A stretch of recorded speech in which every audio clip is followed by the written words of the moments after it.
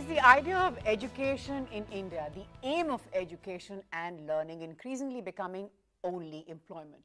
If that is one issue that we're looking at, the other issue is why is there an increasing mismatch between what students entering the job market expect and what those employing them are hoping to find? Why are we not having a meeting of the minds, as it were? Is this gap only going to grow wider if we don't try and step in and fix it immediately? That's what we're looking at today. A very special panel with us. Let me introduce them right away. I'm joined by Rituparna Chakravarti, Senior Vice President, Team Lease Services in Bangalore. This is one of India's leading providers of human resource services in the organized segment, delivering a broad range of human resource services to various industries. Also with me in Delhi, Jagdish Mitra. He is Chief Strategy and Marketing Officer at Tech Mahindra, and Vivek Madhukar, Chief Operating Officer at timesjob.com. Thanks all so much for taking our time to speak to us today. Vivek Madhukar, if I could first ask you, increasingly we have students who come to us and say, I've got all these degrees, I'm going to get into MBA. Most of them do seem to have MBAs or aspiring to it. And I thought I was going to start with I had a certain image of my first job and what it was going to be. And now when I put myself out there, nothing is meeting my expectation. Why is this happening? And suddenly, to our knowledge, it seems to be happening a lot more and across sectors. Right. What do you believe is the reason for this? Two parts in this. One is the expectation that a person has.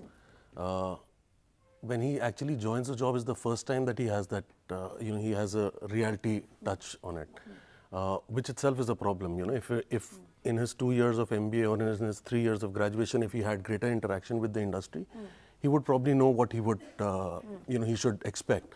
The other is, the inputs that have gone in the, the 5 years of education post school. Are they matching up to what the industry expects? So here a person goes in thinking he's, a gift to mankind. Right.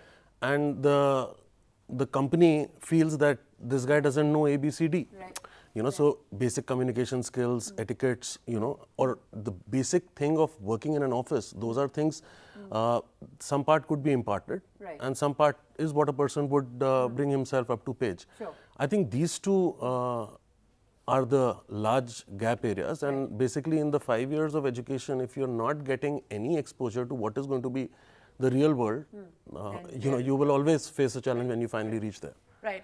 Jagdish Mitra, there is obviously a disconnect.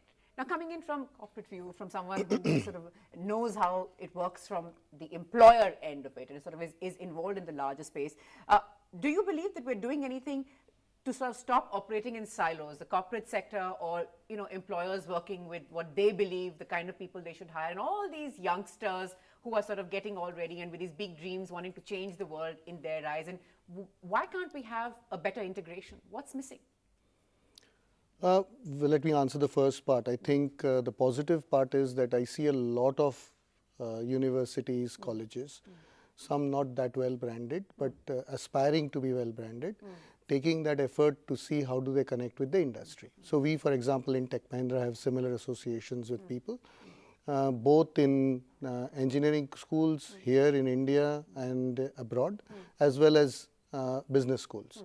If I could just interrupt you, Jagdish Mitra, sir, do you believe then the onus is largely on the corporates, is largely on the employers to sort of get them up to scratch? Like they should be prepared that there's going to be effort that they're going to need to put in. Don't expect a ready package is going to come and be a perfect fit to the organization. Or does it sort of depend? I mean, how does one see this? Well, I think the onus lies on both sides. So if I constantly see that an A college is where I can go and make sure my training requirements and the cost of training that I'm putting together and the readiness of the person to be able to be, effectively used by the corporation, then I would go there. And if I would go and see a company where, or a corporation or a university where I'm picking up people and I have to go through this whole period of training them, and they could be all brilliant people, but the time it takes. So that's what I was trying to make a point, that there are colleges who are making that effort, engaging us way ahead into their curriculum. Early on, right. Time is of the essence. By the time they get out there, you have to have them ready.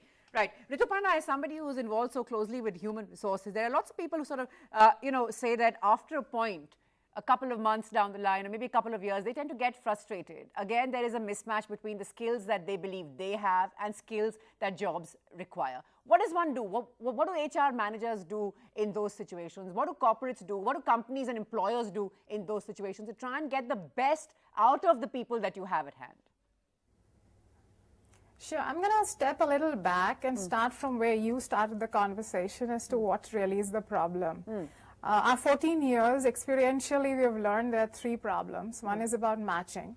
How do I get the right person in front of the right job? And we thought we fixed it. We've got so many kids out there who don't have jobs. And we've identified employers who are looking for them. But however, very soon in our journey in TeamLease, we realized that's not enough because out of 8,000 open positions monthly, we can fill only 3,000 of them.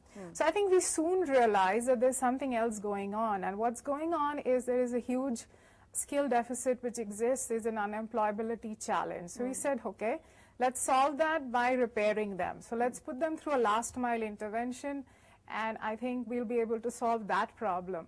I think we invested in a series of network of training institutes. Let's manufacture our own people. But I think we soon realized that you can't teach these kids in 3 months what they've not learned in 12 years. So hence there is a problem in the prepare process, which is essentially our education system.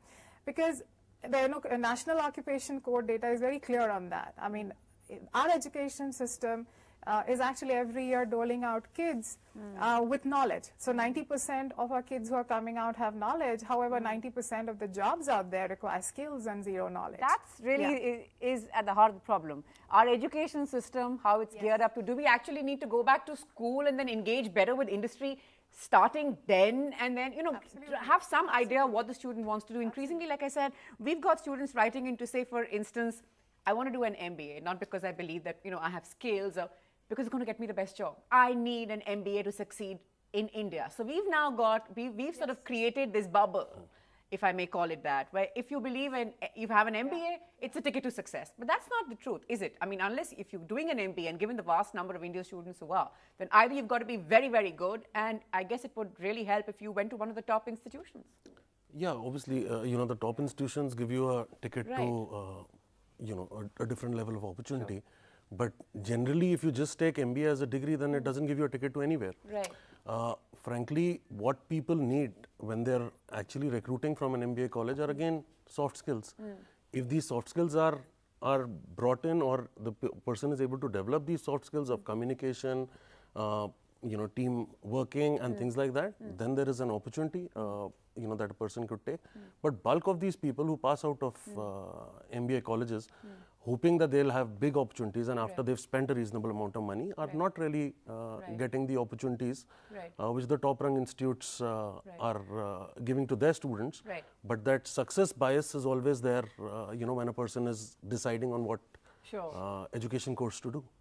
So what do I do which has the biggest package, and all our headlines are usually taken over by these campus placements where people get big tickets. One guy who's got a very big package results in 1 lakh guys going into Absolutely. That's that one guy. That one guy and 1 lakh. Yes, Rituparna, very quickly, you know, we keep talking about soft skills, and there are all those horrific surveys, the last one from British Council really saying that they're just over 30% of employable graduates in India, and what's holding them back is again communication. They of course focused on English speaking skills, but really communication being the big problem. How much of a barrier really are these so-called soft skills to getting this right match that you spoke about going? I think our experience shows that English and computing skills are completely the operating system that every kid needs to be pretty much going out into the job market with. These are key asks, while, I mean, there are options for ones without. But even if you're looking at a job of a delivery guy, that guy needs to be able to read the invoice that he's, the consignment he's delivering.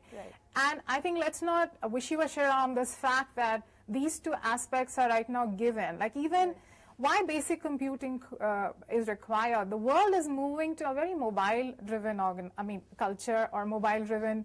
I mean, everything would be mobile-driven, and hence the basic awareness or basic knowledge of these tools are absolutely essential. You are, of course, looking at a very different kind of student. Rituparna perhaps talking about another kind of sort of student coming from different institutions, different parts of India. But this is, again, the soft skills. We come back to soft skills because very often just coming from a reputed institution doesn't really arm you with these soft skills that you need. What, in your experience, are the key areas where you found students lacking? Well, I think a couple of things, just to step back a little bit. And Rituparna made that point, but I have a little different view on it. Sure. One is obviously the lack of building people with skills. I don't think having knowledge is wrong. You definitely need knowledge, otherwise you won't know where to use the skills. I think what she perhaps meant was that knowledge supplemented by something more. What I would rather feel is that you probably too much stress on qualification. So we tend to say that, if I do need this guy for this job, he needs to be a qualified engineer in this degree or a computer science graduate in this area. And like I think the second point she made, that some of these things are becoming hygiene. So if you want to work in today's world, you probably have to be very digitally aware. Sure. And secondly, you have to be extremely good at your communication skills. So the challenge we face, and that's what I was talking to you about when we talk to academic institutes who we partner with. And what we've decided is broadly saying that you can't do this with thousands of them. Right. We hire a lot of people, but we got to be able to focus on 50, 60 institutes around India and world. So I find a lot of focus, especially in the northern part of India, on communication and kind of sales and marketing oriented jobs. People tend to be wanting to do those jobs. They are more outgoing. It's probably a lot more to do with a little more of the DNA part of this part of the world. And in the south or in the east, you'll find probably people a lot more focused on wanting to be really good at technology or stuff that they know. There's nothing wrong in it. But you have to look for the right jobs in those careers than if you're skillful in that skill. Rituparna, would you like to just rejoin that in any way? Would you like to respond to that in any way? Yeah, I mean, like your question about who should take responsibility, I think it's responsibility of the government, responsibility of the corporates, and to some extent parents, the society at large. And I think there are initiatives which are being taken, and one of the bravest moves that I've seen the government doing is having the Ministry of Skills in place. That is a signal, because skills and jobs are really horizontals. They are not verticals, which earlier the government was organized at. And also the focus on MOOCs, the focus on apprenticeship. Now, one of the ways that we can actually make use of the talent which is there, or the graduates or the undergraduates, is that they come with some basic awareness. Why don't we just spread them across all our corporates in this country? If every corporate takes 50 apprenticeship training, you will see the trend changing. Unfortunately, this Apprenticeship Act of 1961, it has done no good. We have just got 3 lakh apprentices in the country, when by and large, if I compare to Germany, I should have at least 15 to 20 million apprentices in this country at any and given Germany point is a good example, because when the Prime Minister goes to Germany, he talks about learning from the German example. Don't just spend 5 days in the classroom, spend 3 days in the classroom, 2 days on the shop floor. Basically, get your hands dirty there. There's a lot of knowledge to be gained from those books, from classroom learning, but you need to get out there if you need to be job ready. Is that the kind of model that we should be looking at here in India as well? One more minute, Rituparna, I'll just come back. Yeah, so there, obviously that's where we want to get to, but it's not going to happen really quickly. I think the part which we could get moving quicker is, instead of getting all the students into the industry, at least get the academicians into the industry. So they have some idea of what's required out there, and it'll be faster to move or direct these guys to train the people in the classroom on what is required by the industry, because I think the first level of mismatch is there itself. So here in India, you don't have a lot of people from the industry moving back into academics, and a lot of people from the academics moving into the industry.